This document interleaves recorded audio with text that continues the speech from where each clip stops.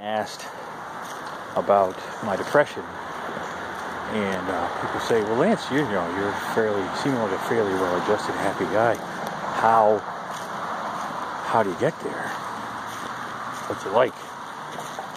And these, people that care about you and you want them to understand, and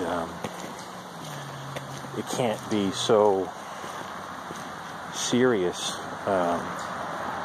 At least I don't think it should be. And there has to be some entertainment value. There has to be some lightness to it.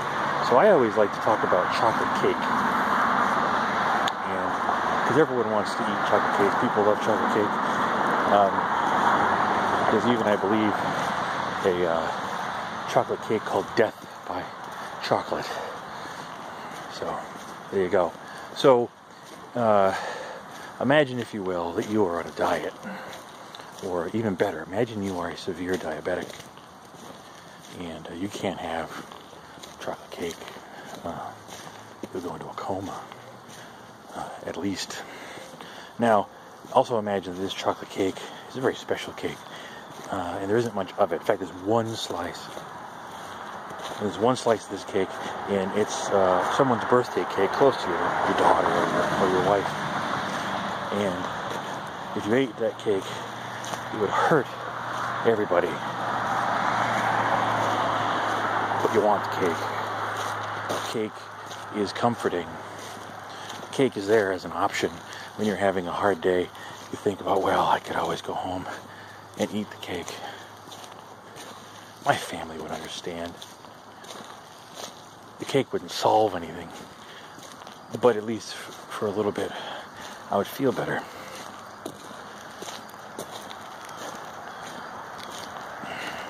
That's about as close as I can get, guys. The only other parable I know about depression that seems to be relatable to people, that people get, is imagine a vast ocean, dark and warm and comforting to go into. And that's depression, and you walk into it. You splash around in the shallows once in a while if you're a regular person.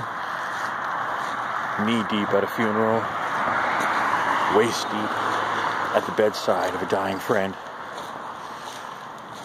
But if you're like me and some other people, you go deeper. And you stay longer.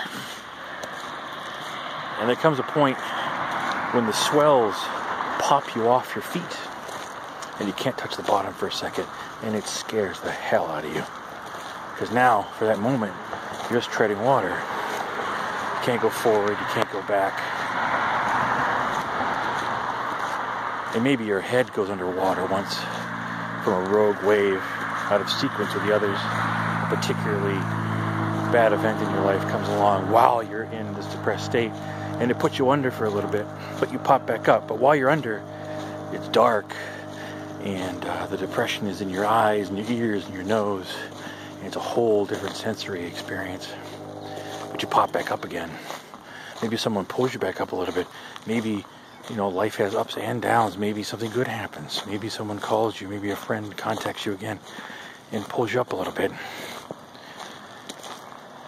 But it doesn't move you forward or back. It doesn't get you any shallower. And some of us go under. And some of us don't come back up. And some of us reach for help, and our friends and our loved ones pull us back. And, that's what it's like. I'm no doctor. I can only speak for myself.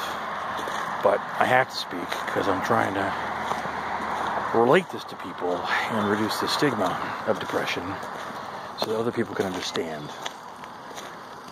If you find this helpful, shoot your links to your friends.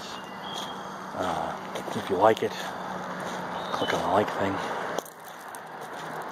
As things come to my mind, I'll put them up. And if there's topics that you would like me to address, shoot me a message. I'm Lance Dixon on my rail trail, telling stories. Thank you for your time.